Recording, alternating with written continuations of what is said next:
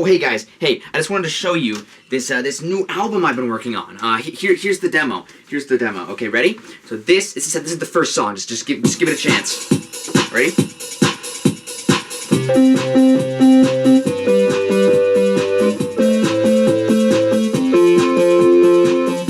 Okay. That was the first song. That's just the start of it. Here's the second track on the album, okay? Listen to this one. Ready? Here we go. Oh shoot.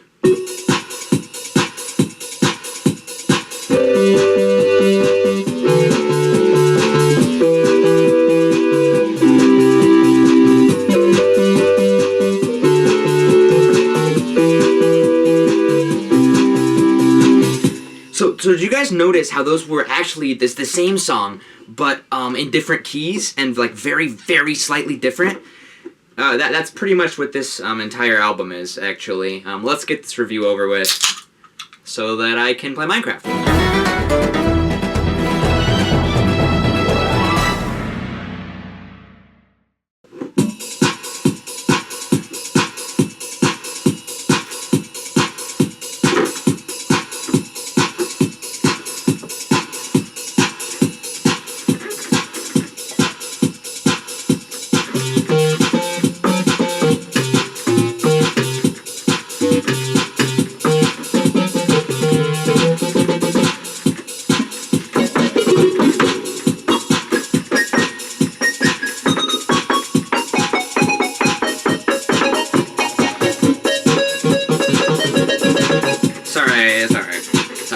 Sorry. I got a little carried away. Hey everybody, welcome back to First Impressions. I am your host, Irish Porygon, or just Gavin if you prefer. I already said the name of today's episode, but let's say it again. Welcome back to another episode of First Impressions. This is the show. Of course, I forgot to say what the show is.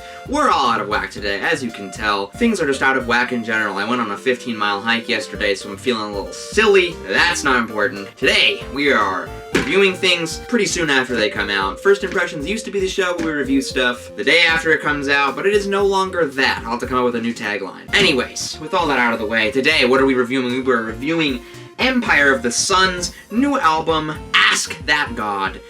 This is what you guys voted for on my Instagram poll earlier this week, in which we decided which of these 4 albums you guys wanted to see me review.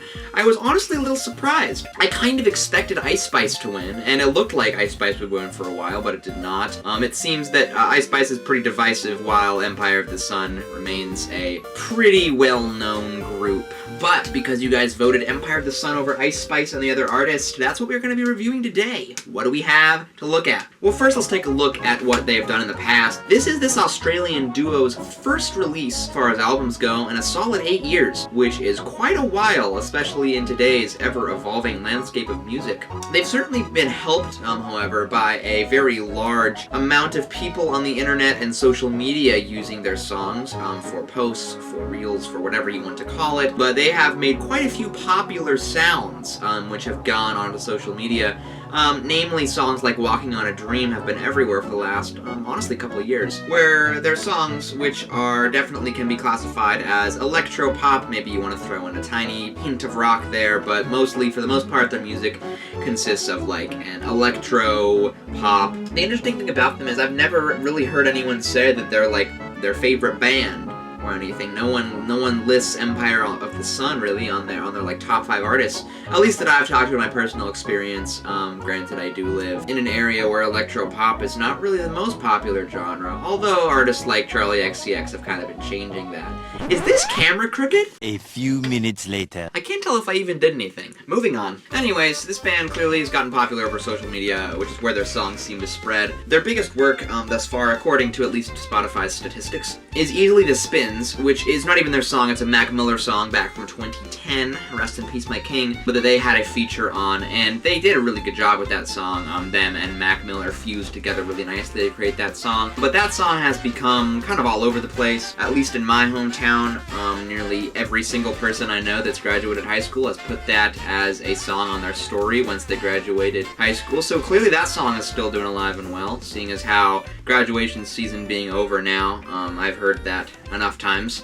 But it's not a bad song by any means. It's a pretty great song. It just you hear it enough in June. But as for this album being their first in so long, really their first album since kind of Instagram and Reels and TikTok sounds have become part of the internet landscape, I was curious to see how that internet success had kind of shaped them going forward and how they expect to capitalize on this. I was also curious to see just how they evolved their sound and if they did at all, because if they were going to capitalize off of this TikTok success that they have found, I was interested to see if they really even change anything, or if they choose to keep their sound as sort of the same basics, but just kind of evolve as far as production value goes. And that is mostly what we see here. As we get into the album, we kind of see that they start off, the first 3 tracks are very much something that you could find on one of their previous albums. It's almost uncanny, like they're trying to exactly replicate their sound. There's a bit more production value, but for the most part it is very much capitalizing on that previous style that they had made popular. And the big concern going into this, which rightfully so as I examined this album, was that they would kind of stagnate and kind of try and cling on to the past a little too hard, sort of like a Cigarettes After Sex situation from a couple weeks ago. Cigarettes After Sex released this new album and it's just kind of same old, same old. I was curious to see this was the problem going into it. Unfortunately, it is something that is kind of a mire, which Empire of the Sun falls into a little bit. But is this mire an absolute deal breaker for the album? Let's see as we get into the track list. You got 12 tracks adding up to about 43 minutes, so you don't have an overabundance of content. But what we do start with is the song Changes, which I did see versions of Changes on other albums and projects by this same group under different names. So I am kind of wondering if this is not really an original song, but I suppose it doesn't matter. I didn't really bother to check in on it just because I got lazy, regardless of if it's been released beforehand in a different version. Looking at it objectively as a song, I did give it a 7, but the role of this lead single trying to bring us back into this album is to kind of show us what direction they're going in, and it certainly does. It really just kind of feels like a summarization of past albums and past projects. Not that that's really a bad thing, but it does really show us that they are going to continue in this electropop style, and it's not a bad song. Like I said, I gave it a 7. What's kind of left after you get the idea of where they're going is a slightly improved take on previous work. You see a bit more production value, you see a bit more skill, a bit more artfulness being thrown in here. But regardless, it has some nice melodic hooks, it has a nice driving beat. There's nothing really terribly wrong with this song. It's just kind of another happy Empire of the Sun song. Nothing too crazy, but it really gets the job done as a lead single, kind of gets you hyped up, shows you where the album's going, and I respect it as such. Song number 2, Cherry Blossom, I gave it 6. Cherry Blossom is a lot more of the same as Changes, a very, very similar style, similar vein sort of thing. Only the hooks are not quite as memorable. I found the melodies, the hooks, the riffs to be more interesting, more memorable on the first track. Not by a ton, but it was noticeable. It's very much the same drive, the same tempo, the same vibe, sort of, the same energy, I guess. But the only problem is that there's a little bit weaker melodies, and that's really what's holding this track back. It's still a fine track, it just doesn't pack the same punch as the first track on this album. Music on the radio is pretty good though, it was a 7. Music on the radio tries to do something a little bit different. It's in a minor key, which is kind of different for this project thus far. The rhythm on the synths and the melodies is quite a bit different, not being that sort of 4 on the floor driving sort of electro-pop standard feeling,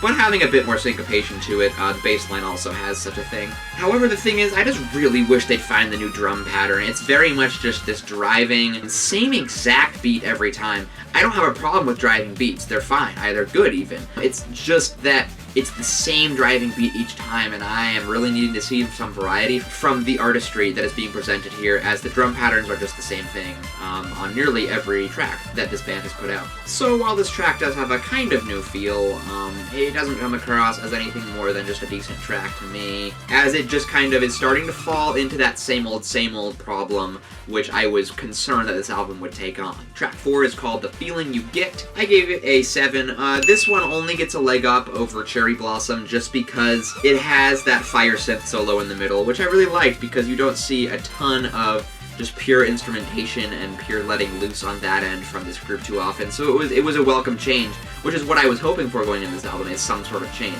But other than that, it's very evident that this album is starting to fall into some old, same old territory, and very fast. As we're only 4 tracks in, and I'm already starting to get that idea. Because it's more of the same drum machine, it's very similar flow, very similar melodic hooks, very similar sort of feel. And I want to make it very clear, none of these songs are bad on their own. It's just that when you listen to 4 of them in a row and they're all the same, you kind of yearn for something a little different. That synth solo does help break it up, but not by a ton, and this album is slipping at this point into a bit of a slippery slope, which I am not liking. I noticed that a lot of people liked AEIOU, however, I did not really dig it. I only gave it a 3. The funny thing about this song is that when I started listening to it, I went, oh, look, there's a feature on this track. It's a collab with someone else. Let's look at who this collab is. And then it said it is a side project by the same guy who is the frontman of this band who is doing the collab. So this really isn't a collab at all. It's just an expansion, I guess, if you want to call it. But I digress. Why don't I like this song? It's just kind of annoying. I don't like the main tag, the main chorus of this song, as it kind of just goes A-E-I-O, you should look inside, or something like that. It could have been done okay. It's just a very grating, very basic, very earworm, and in a bad way, annoying earworm sort of vibe to it, which just got on my nerves a little bit. As it just sort of feels like it's a very creatively lacking melody for a chorus on one of the singles, I believe. But the chorus just feels like a warm-up, which I would do for one of my high school plays before it started, and that's not a good thing, as you kind of want a little more variety than just a vocal warm-up in your choruses, as that's just singing A-E-I-O in the same pitch. That's not very cool. This is a song that just comes across as corny. The synths are alright, the synths are kind of neat, but it's just not a great song. Track 6 is called Television. I gave it a 5, perfect middle 5. Again, we're just starting to see more of the same thing on this album. This song at least tries to switch things up a little bit with a more syncopated rhythm, and that melodic hook is neat. It kind of reminds me of a Daft Punk hook, kind of from their Discovery days, just a touch. But the thing is, this one sound, this single style that this band seems to have is really starting to drag down their record at this point. And like I'm going to continue to say, none of the songs on their own are that bad on this record. It's just the fact that there is a serious amount of repetition on this album, which is becoming a problem quick. Honestly, I'm starting to feel repetitive talking about repetition, and that's pretty bad, because I need to pad this runtime, but I can't pad this runtime if I'm talking about the same thing over and over, which is not good for viewers. I digress. There's just becoming less and less things to say about these tracks in general, good or bad, and that's becoming a major problem. Okay, track number 7 is called Happy Like You. It's also a 5. Here's the thing. I'm going to speedrun reviewing the tracks from here on out, unless something really grabs my attention, or there is something I really feel the need to talk about that is unique. I'm just going to blow past this, because for the most part, this album is just the same thing over and over again. The same rhythms, the same sort of melodies, the same feel, the same synth, the same soundscape. So, I'm going to blaze through these, okay? All you need to know about this song is it's the same, all the things I just listed, it's the same thing that is on the beginning of this album, and it's becoming a problem. That's the 50th time I've said that, but I'm going to speedrun from here on out. This song is a 5, that's all you need to know about it. However, tracks 8 and 9, fortunately, are not 5s, they're a little bit better. Track 8, being Revolve, gets a 6. It actually switches things up just a touch. There's a section with a unique drum pattern, a sort of halftime breakdown feel, which really does help break things up a little bit. And the chorus at least tries to switch things up a little bit. It's more of those kind of blended falsetto vocals which we've been hearing the whole time, but at least something does switch up. It's not huge whatsoever, it's a very small departure, but it's something. Track 9 is even better. Track 9 is Wild World. It's a 7. They actually do away with the drums nearly entirely and feature the final 2 minutes being mostly instrumental, which is a big change. I will say that it's nothing major. Again, it's just a change to the pace, a change to the formula that they've been using, but it is something. So that change-up does boost it up quite a bit and does make it one of my favorite tracks on this album. So there is some firepower here, not a ton, but it is something, which makes it one of my favorite tracks on the album. Track 10, however, is back to the standard 5, which this album seems to be getting a lot of. For the same reasons as almost all these tracks, same rhythm, same drum beat. I won't even list them again, it's getting so annoying for me talking about it. You ever get annoyed at the sound of your own voice? That's happening today. There's just not enough here to give it any sort of edge. And for that reason, it fails to really bring anything to the table other than being just another track that's forgettable. Track 11, Rhapsodize, is kind of the big long one on this album. I gave it another 5. So it's a 5, but it's not because it's more of the same old, funny enough. Because this song is simultaneously better and worse than the other ones. I don't know how. Well, I do know how. Let me talk about it. It's better because it just adapts a new and a more different sound. There's a new synth patch, there is a guitar in here, and a new drum rhythm is filling up the rhythm section as well. But the lyrics are just so nothing. It's just a classic case of bands trying to have this, like, faux philosophy in one of their songs and trying to be edgy and artsy and have this, like, artistic song, at least one on their album, but it just kind of falls flat. It's just a lyrics about nothing. It just lists a bunch of animals as this robot with this really overprocessed voice is kind of responding back. And then after the guy stops listing animals, the robot goes on this rant about something, which I feel like might clarify the subject matter of the song a little bit, which is very vague. Unfortunately, it doesn't, simply because we can't understand what the hell the robot's trying to say. The robot has such an overprocessed voice. You are not hitting that Daft Punk sweet spot where you can understand everything but also still hear it's a robot. You are far past that. It's kind of just a... It sounds like a cross between a gonk droid and a pit droid from Star Wars, which is not a good thing. Before the robot joins in, the lyrics that the guy is singing is just kind of like yapping about lights and dreams and corny things like that. It's nothing of any value, of meaning, of anything.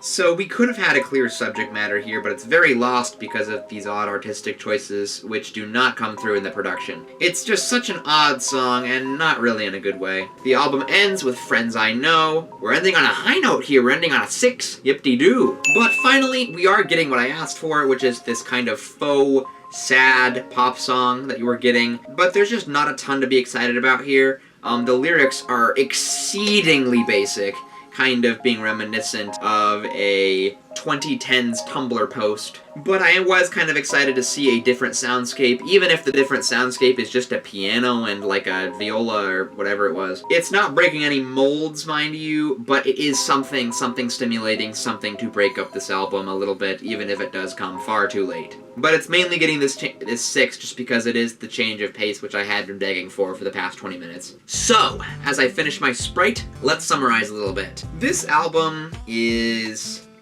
tough to sit through, but not because any of the songs are bad. It's just tough to sit through because it's so repetitive, which I've talked about a lot. I'm not going to go into super high detail on this because I already yapped about it for too long. There's just nothing to offer here besides what we have heard on other projects, on other albums, and on other tracks on this album, unfortunately. And like I'm saying, as you can tell by me being repetitive, this album is repetitive. Because sure, those first 3 songs had some nice melodies, had some nice hooks, had some nice riffs, but that is really all this album's able to provide, in my opinion. Because these hooks and these things that make the first 3 tracks stand out disappear quick when you hit the middle of this album. There's just not enough substance here. The lyrics are all super basic, like, didn't try basic. And I know that's kind of the norm for EDM, where you kind of don't get too personal, it's meant to be kind of large and encapsulating, and it's meant to just be something to dance to, but I don't know, I feel like that's kind of being used as a crutch here, rather than a tool. Because simple lyrics can be a tool, such as on the recently released Childish Gambino track, Lithonia, where the lyrics are quite simple, but still powerful, and I feel like that's not the case here, where you are just getting kind of basic surface level lyrics with no real excuse. As one of the things that I've said the most this year is Charlie did it better. This album is just way diminished by the success of Brat, and even if Brat wasn't around, this would still be a pretty mid album. Because another reason why I think this is not a crutch of the lyrics not being super deep is that on the last track, which is very subtle, very trying to be intimate, this kind of faux pas sort of piano thing, that is where I expect deeper lyrics, and we don't get any of that. We get the same lyrics, which are kind of making me think the lyric team of this duo is a one-trick pony, which is not what I want. It may sound like I'm being very negative with this album, but overall, it's not bad. It's really not. It's just sorely lacking originality and new life.